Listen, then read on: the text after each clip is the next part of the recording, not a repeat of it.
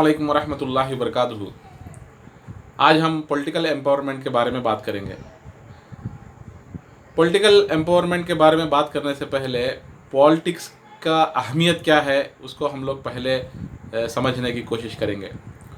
गुज़िश्ता economical empowerment का जो video है उसमें मैंने बताया था कि अल्लाह के नबी करीम सल्लल्लाहु अलैहि वसल्लम का पहला एक्शन जो है मदीने को जाने के बाद में वो ये था कि इकनॉमिकल स्टेबिलिटी, मईशत को किस तरह से जो है मुस्तहकम किया जाए, मजबूत किया जाए, इसलिए अल्लाह के नबी सल्लल्लाहु अलैहि वसल्लम का पहला इक़दाम था। लेकिन अल्लाह के नबी सल्लल्लाहु अलैहि वसल्लम जब मैदान बदर पहुँचे तो वहाँ पर जो है अल्लाह के नबी सल्लल्लाहु अलैहि वसल्लम की सोच को अल्लाह ताला ने और ज़्यादा बढ़ाकर जो है उसका जो अजर देने के लिए इकनॉमिकल के बदले में अल्लाह के नबी सल्लल्लाहु अलैहि वसल्लम ने पॉलिटिकल फ़ायदा के लिए जंग करवा दी। आप देखिए कि पहली जो जंग हुई है जंग बदर, वो जंग बदर के बाद में जो मुसलमानों को सबसे ज़्यादा और बड़ा जो फ़ायदा हुआ है वो पॉलिटिकल हुआ है।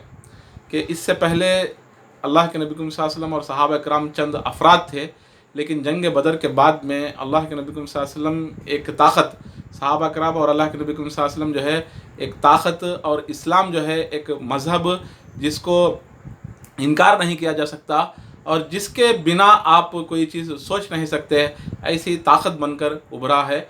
तो ये है अल्लाह ताला ने पहली जंग बदर में जो बड़ा फ़ायदा दिया है वो है पॉलिटिकल फ़ायदा दिया है कि एक पहचान हुई है। आप देखिए, इसको और अच्छा समझना है तो आप आइए 1967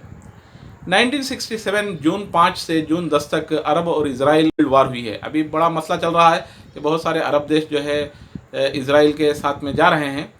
तो ये जो अरब और इज़राइल के दरमियान में जो नफ़रत पैदा हुई है वो यहीं से पैदा हुई है कि जिन लोगों को जर्मन से प्लेनों के अंदर लाकर फ़िलिस्तीन के अंदर जो है बसाया गया, और ये हमारे किताबी भाई हैं, यानी इससे पहले इन लोगों को भी अल्लाह ताला ने किताब दिया है, ये किताबी भाई हैं, इस नाते उन लोगों को जो जगह दी गई, उन लोगों ने अपनी ताकत को जमा करके 1967 में एक जंग की है।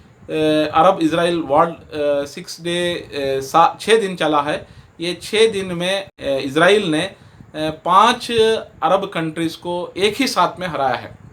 उस जंग के बाद में इज़राइल को पहचान हुई है, लोगों ने मान्यता दी है, बहुत सारे कंट्रीज़ उसको एक्सेप्ट किए हैं एज एक कंट्री।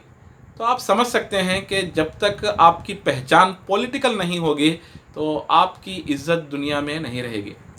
ये तो इस्लाम और इज़राइल को जो है इज़राइल की जंग के बारे में हमने बात किया, लेकिन ऐसे ही आप देखिए इंडिया के अंदर कोई भी पॉलिटिकल पार्टी उतना आसानी के साथ में जो है वजूद में नहीं आई है।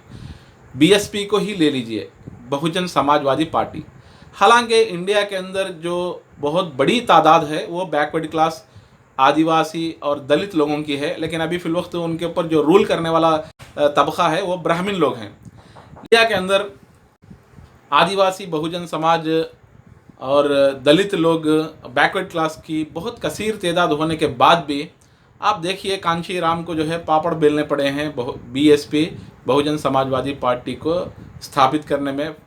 और अब भी एक बहुत बड़ी तादाद जो मूल निवासी बोलते हैं बहुजन समाज है, वो होने के बाद भी आज वो लोगों को किसी भी तरह से पॉलिटिकल लाइन से दूर करने के लिए हर मुमकिन कोशिश की जा रही है।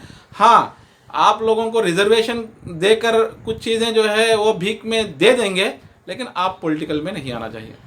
लेकिन सिर्फ ये बैकवर्ड क्लास नहीं, बल्कि आप देखिए मजबूत कम्युनिटीज़ को भी पॉलिटिकल में उतना आसानी से आने नहीं दिया जाएगा। उसकी मिसाल है आंध्र प्रदेश में वाईएसआरसीपी की।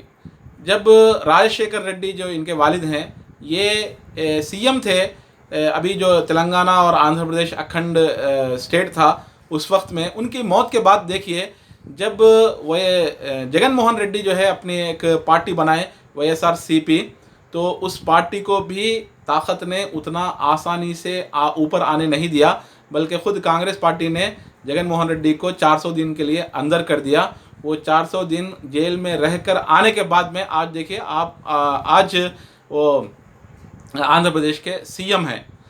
तो पार्टी में आपको किसी भी हालत में नहीं आने दिया जाएगा, पावर में आने नहीं दिया जाएगा। हाँ, रिजर्वेशन है या फिर कुछ चीज़ें हैं जो भीख में आप लोगों को दी जाने चाहिए, तो भीख में देने के लिए जो पावर में जो लोग हैं वो लोग राज़ी हो जाएंगे, लेकिन आपको पावर में आकर उनके बाजू बिठाने के लिए ये लोग तैयार नहीं होंगे। तो ये जो रास्ता है पॉलिटिकल का उतना आसान नहीं है, ये कांटों भरा रास्ता है, लेकिन इसको पार कर कर जाने के बाद ही आपको पहचान मिलेगी। अस्सलाम वालेकुम रहमतुल्लाह।